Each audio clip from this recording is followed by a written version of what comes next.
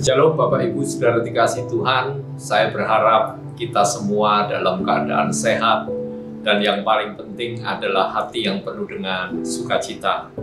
Hari ini kita akan merenungkan firman Tuhan yang terambil dari Injil Lukas, passalnya yang ke-15, ayatnya yang ke-31. Demikian firman Tuhan, Lukas 15 ayat 31.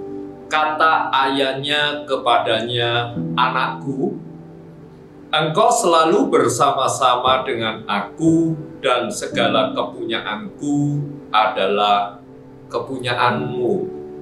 Bapak Ibu Saudara yang dikasih Tuhan, ini kisah tentang anak bungsu yang terhilang, tetapi anak sulung itu merasa ditinggalkan oleh bapaknya karena anak sulung yang selalu bersama-sama dengan bapaknya ini merasa tidak pernah mendapatkan perlakuan yang istimewa.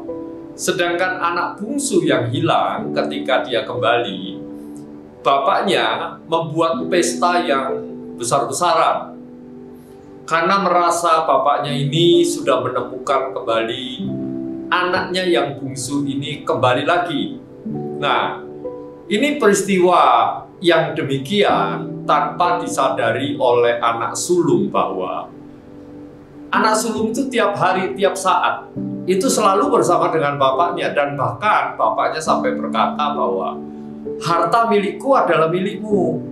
Kalau engkau mau pakai silakan, istilahnya demikian.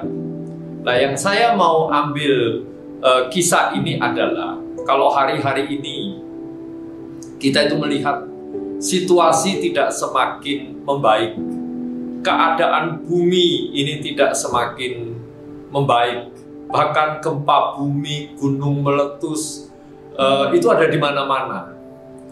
Seringkali kalau kita melihat berita, ada satu gereja, ada satu tempat ibadah itu yang terporak-poranda oleh karena situasi yang demikian. Seringkali kita bertanya-tanya juga, di mana Tuhan?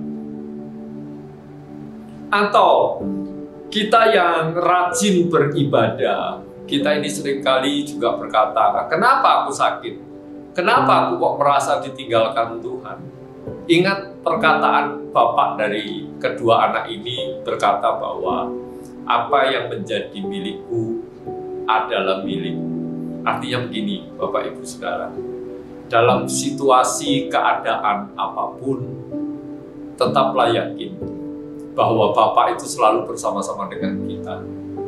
Dalam keadaan yang tidak enak sekalipun, bahkan kalau Daud berkata, di lembah bayang maut sekalipun, Bapak itu selalu bersama-sama dengan kita.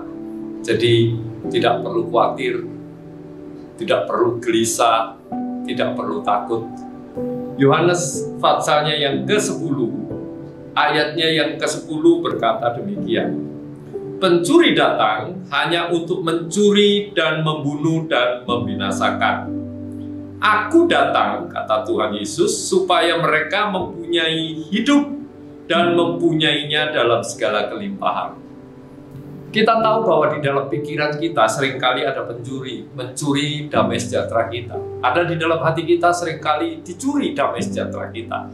Tapi tetap ingat, Tuhan pun datang di dalam pikiran dan hati kita untuk memberi apa? Memberi hidup. Oleh sebab itu, hadirkan Tuhan dalam hidup kita, supaya hidup kita ini penuh dengan damai sejahtera. Hari-hari yang kita lalui, tetaplah bersekutu dengan Tuhan, agar kiranya persekutuan kita dengan Tuhan membuat hidup kita ini tetap tenang, tetap damai, karena Bapa itu selalu bersama-sama dengan kita. Selamat beraktivitas sepanjang hari ini. Tuhan Yesus memberkati kita semua.